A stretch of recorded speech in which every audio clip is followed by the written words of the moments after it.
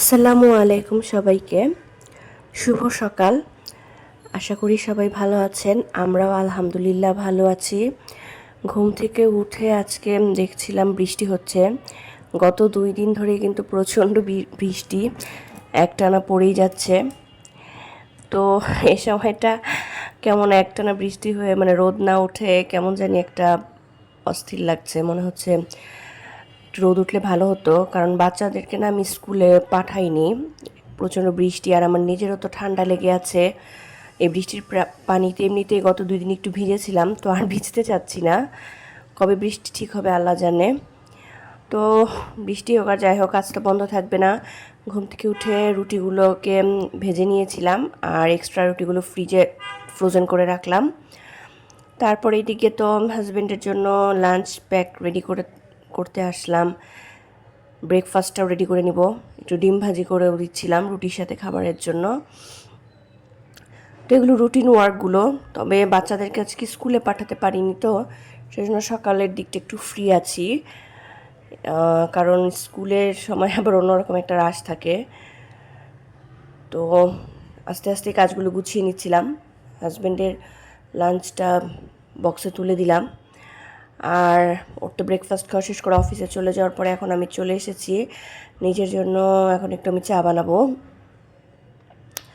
তো বাচ্চারা ঘুম থেকে এখনও উঠেনি, যেহেতু স্কুলে দেইনি, তো আমি আর ওদেরকে ডাকিনি। ওরা ঘুমিয়েই আছে। কারণ ঘুম থেকে উঠলেই না দেখা যায় একটা মানে কাজের ব্যাঘাত ঘটে। কাজের ব্যাঘাত ঘটে মানে ওদের পিছে সময় দিতে হয়। আসলে সব ছোট বাচ্চার মায়েদেরই তো এরকমই। ঘুম থেকে উঠেই একটা বিরক্তর মতো করতে থাকবে যে এটা করে দাও সেটা করে দাও। তাই যতটুকু টাইম নিজে রিল্যাক্সে বসে থাকা যায় একটু বসে থাকলাম আর কি। তো এর মধ্যে কিন্তু ওরা উঠে গিয়েছিল আর ওদের ব্রেকফাস্ট সেরে দিয়েছিলাম। তারপরে আমি আমার বেডটাকে সুন্দর করে গুছিয়ে নিলাম। পুরো বাসাটায় আজকে একটু গুছিয়ে নিব, কারণ স্কুল ছুটি না থাকলে মানে ছুটি না, আসলে স্কুল তো আজকে গ্যাপ দিল নিজে থেকেই, তখন আর সময়টা অত পাওয়া যায় না। তো আজকে যেহেতু খানিকটা সময় পেয়েছি, আজকে একটা জরুরি কাজ করব, সেটা হচ্ছে আমার ক্লোজেটটা একটু গুছিয়ে নিব। কারণ আমার না এই আলমারির ভিতরে কাপড়গুলো দেখেন কি পরিমাণে এলোমেলো করে আমি খালি ঢুকিয়ে রেখেছি। মানে প্রতিদিন যাই আসি আর গোছানো হয় না। কতদিন ধরে ভাবছি যে আমি আলমারিটা সুন্দর করে গুছাবো, তো সময় পাচ্ছিলাম না। তাই আজকে একটু সময় পেয়ে নিলাম।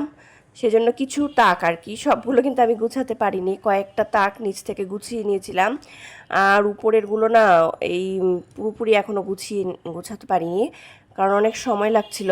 এদিকে আবার আমার দুপুরের রান্নাও আছে, বাচ্চাদেরকে দুপুরে খাওয়া দাওয়াও রয়ে গেছে। তো যতটুকু পারলাম একটু সময় পেয়ে গুছিয়ে নিলাম ক্লোজেটটা। আর এদিকে আমি আজকে মুরগির মাংস রান্না করব। তো মুরগির মাংসের মশলা কষানোর সময় না আমি একটু সস অ্যাড করে দিয়েছি, এতে করে কিন্তু মানে ফ্লেভারটা খুব ভালো লাগে। আর এই জিনিসটা কিন্তু আসলে আমি আমার নানুর কাছ থেকে শিখেছিলাম। আমার নানুকে দেখতাম মুরগির মাংসে একটু সস দিয়ে দিত, এতে করে খেতে কিন্তু বেশ মজা হয় মাংসটা। তো আমি আজকে সেই ট্রিক্সটাই অ্যাপ্লাই করলাম।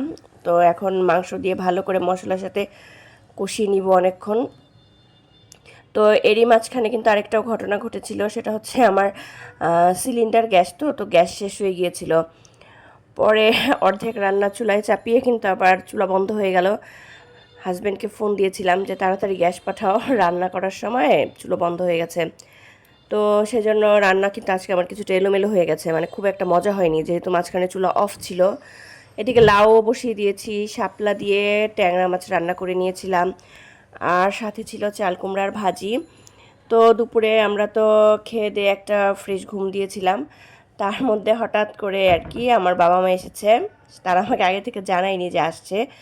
তো আমি না গভীর ঘুমে আচ্ছন্ন হয়েছিলাম।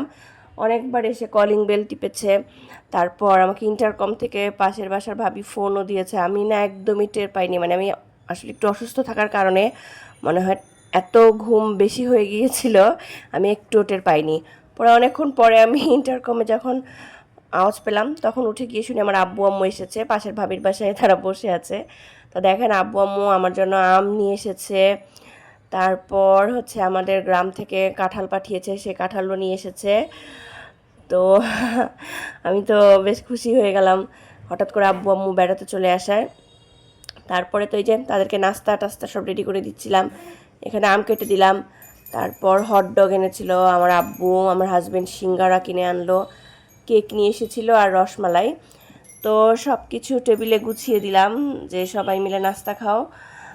আমি আজকে কোনো কিছু বানাতে পারিনি, কারণ ওই যে বললাম না আব্বু আম্মুরা হুট করে চলে এসেছে, আর আমি সময় পাইনি কিছু বানানোর, কারণ ওরা আবার বেশিক্ষণ থাকবে না, তাড়াতাড়ি চলে যাবে বাসায়, আমার ভাইকে একা রেখে এসেছে তো সেজন্য।